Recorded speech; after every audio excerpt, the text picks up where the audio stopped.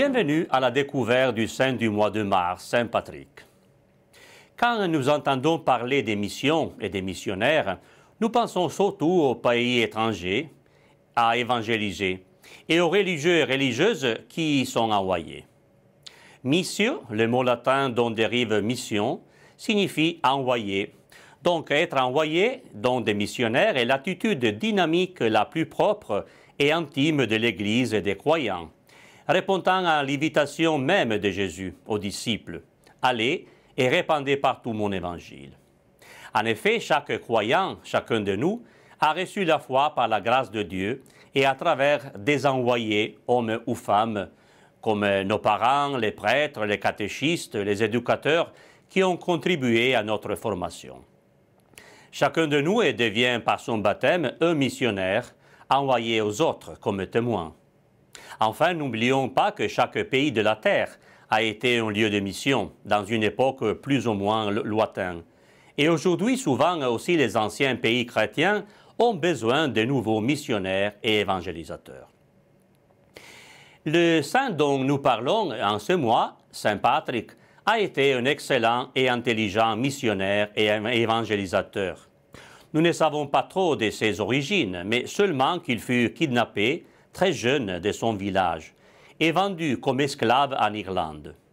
Cette terrible expérience le rapproche de la foi en Jésus et l'aide aussi à aimer ses ravisseurs et cette terre si fière.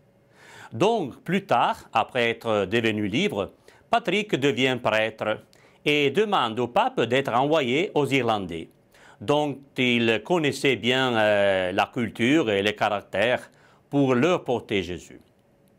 Patrick devient donc évêque, un fervent témoin autour duquel s'épanouissent légendes et traditions. Il meurt le 17 mars 461. Il est le saint patron de l'Irlande, mais aussi de New York et de Boston, aux États-Unis. Le 17 mars est aujourd'hui devenu une fête populaire dans le monde entier. Saint Patrick est toujours aimé et vénéré un peu partout dans le monde, grâce aux Irlandais eux-mêmes, qui sont devenus ses missionnaires. Ici à Monaco, nous n'oublions pas que Son Altesse Sérénissime, la princesse Grace, portait aussi son nom, Patricia, en hommage aux origines irlandaises de sa famille, les Kelly. Le saint est souvent représenté avec une écharpe verte, en tenant un trèfle à la main, devenu le symbole national de l'Irlande. La légende nous dit que Saint Patrick se servit juste d'un trèfle pour expliquer aux fidèles le mystère de l'unité et de la Trinité de Dieu. Seigneur Dieu, tu as bien voulu donner l'évêque Saint Patrick au peuple d'Irlande pour qu'il proclame ta gloire. À sa prière et à ses mérites, accorde à ceux qui portent avec fierté le nom de chrétiens d'annoncer sans relâche aux hommes tes merveilles. Amen. Saint Patrick, priez pour nous.